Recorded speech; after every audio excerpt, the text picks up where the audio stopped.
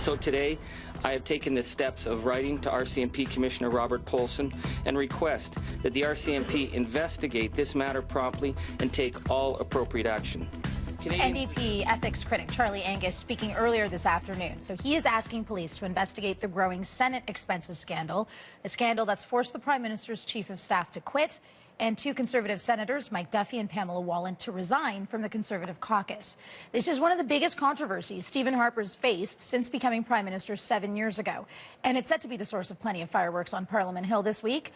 Let's turn to Amanda Pfeffer live in Ottawa. So tell us more about what was said by the NDP today. Well, the NDP have written a letter to Bob Polson, the RCMP commissioner, and they've moved from asking for an independent investigation into this situation to asking the RCMP whether there were any breaches in either the Parliament of Canada Act or the Criminal Code in this issue. Let's have a listen to Charlie Angus. If Mr. Harper had nothing to do with this, if he was unaware that this deal was being cooked up, then certainly Mr. Harper should have been first out of the gate to say, I'm going to get to the bottom of this. Where's the paper trail? Who was involved? We have no idea. The fact that some of these steps may have been a breach of the Criminal Code and the Parliament of Canada Act suggests that the Prime Minister has very much failed in his responsibility here. So, as you mentioned last week, there are a number of revelations that were just explosive, and it all happened while the House wasn't even sitting.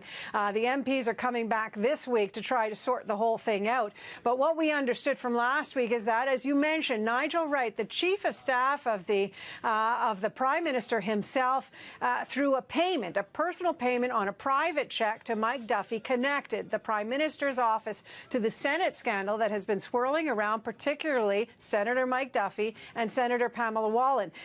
There was an investigation, an audit into their expenses. In the case of Mike Duffy, it was into his housing claims, some $90,000 worth of housing claims that he's made since he was first appointed by the Prime Minister. And an audit, the first audit that came out, apparently was changed so that the one that was made public was not the same as the one that was originally written. The original audit of Mike Duffy's allegedly says that the Senate's very clear and unambiguous rules had been broken. It suggests that Duffy's air travel pattern even, that he lived in Ottawa and that he had registered his address numerous times as Ottawa, all reflected that his actual principal address was Ottawa and not Prince Edward Island. And all of that was missing from the rewritten report that took place. And then what we understand is that Nigel Wright wrote this $90,000 check, effectively clearing this housing claim issue for Mike Duffy, and Mike Duffy then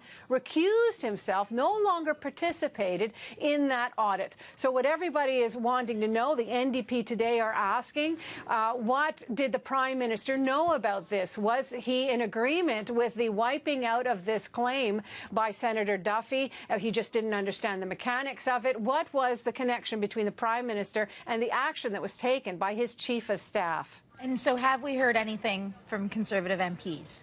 Well, the Prime Minister, of course, has been mum on this. He has not said whether or not he felt that this $90,000 cash payment was kosher or not. And in terms of the Conservative MPs, they have not participated in any public invitations to participate in shows. Let's have a listen to Gail Shea, though. She is the Revenue Minister. She was taking part in something in Halifax today, and she was asked about this. Let's have a listen to Gail Shea.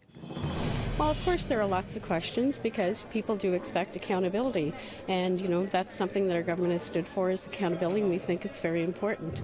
As I said, I don't have all the facts in the case, you know, so I'm not going to make any further comment at this time. Like I said, I think we really do have to cut it there. Okay.